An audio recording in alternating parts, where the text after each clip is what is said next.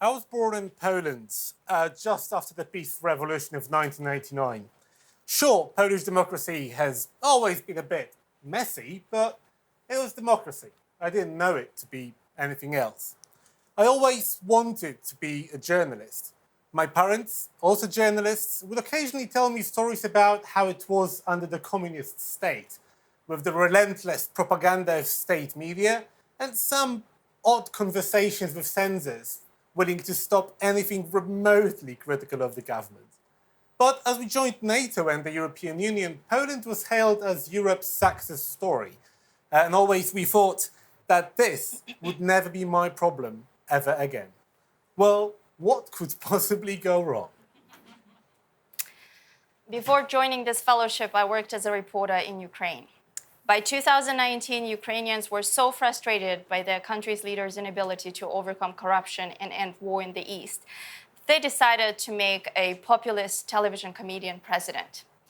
Volodymyr Zelensky's rise to power resonated in other former Soviet countries where public disillusionment with old ruling elites was high, places like Belarus, Kazakhstan, and my home country of Kyrgyzstan. This year, the Kyrgyz decided to take a chance too. On the January weekend that I arrived in Oxford, they elected a populist and nationalist politician, Sadir Japarov, as new president.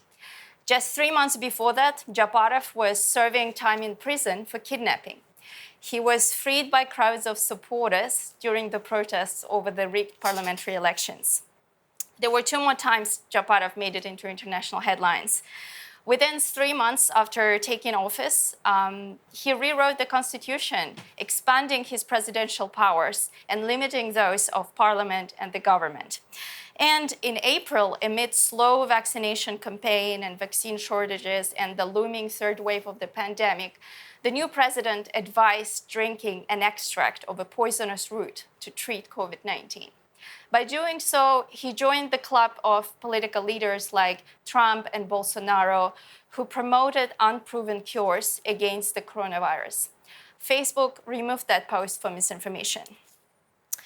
Kyrgyzstan is a democracy, a turbulent and flawed one, but a democracy in the region known for its long-serving authoritarian leaders. But deepening polarization, populist politics, and attacks on media and civil sector have pushed my country in a liberal direction. Over the last 6 years, Poland has seen one of the worst falls in the World Press Freedom Index ever, going from 18th to 64th. Previously flanked by Belgium and Luxembourg, we are now below Armenia and just above Bhutan and Tunisia. Under the guise of correcting the liberal left narrative in the media, where have we heard that lately? The conservative populist Law and Justice Party has taken over the already imperfect public media and turned them into a full-blown unapologetic propaganda mouthpiece for the government. They regularly sing praises about the ruling party and accuse the opposition of hating Poland or collaborating with the Germans. As you will find out, it's always about the Germans. Just this month, the head of the public broadcaster warned that state media must protect against the neo-Bolshevik onslaught on the Polish values, whatever that means, and defend the moral order in the country. Hundreds of journalists, myself included, were fired or left public media over this new style of client journalism. Others were fired or left their jobs after a government-controlled oil refiner decided to further intervene in the media market by repolonizing and acquiring 20 out of 24 regional newspapers and almost 120 weeklies from a private German owner. See, it's always about the Germans. This move sparked further fears about media freedom in the country as the new owners, aligned with the ruling party, hastily replaced the senior leadership in all the newspapers.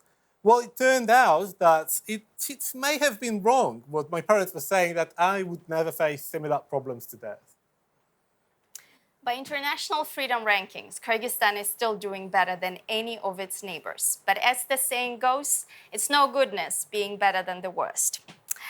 Civil society is vibrant, but a new legislation has just been passed in the parliament that tightens state control over nonprofit organizations that receive foreign funding, including media organizations. The law had been copied from the Russian foreign agent law and pushed as the protection from the foreign interference. Investigative journalism is gaining momentum, but journalists and media outlets that expose corruption are sued in court for defamation and become subject to attacks by troll armies. The troll rhetoric always steps into the conservative and anti-Western sentiment. Whether you're an investigative journalist or work for a human rights NGO, you must be an agent of a US State Department who spreads gay propaganda. Against this backdrop, we now have a president who believes that mass media should propagate traditional Kyrgyz values. Sure, Kyrgyz citizens can express their views freely on social media, but this now seems to be under threat. Just today, citizens protested in the Kyrgyz capital and against a new draft bill that would significantly limit free speech online under the pretext of fighting disinformation. The law was partially copied from the Russian internet law. It's always about Russian laws. Sure, Poland still has numerous free and pluralistic media operating in, generally speaking, decent environment. There are some major challenges, like subsidies from the government to the ideologically aligned outlets, or a growing number of legal actions against journalists. But other than that, it's broadly speaking fine. Like, it's not great, but it's fine. You've heard today some dramatic stories from all over the world. Poland is not Bolsonaro's Brazil.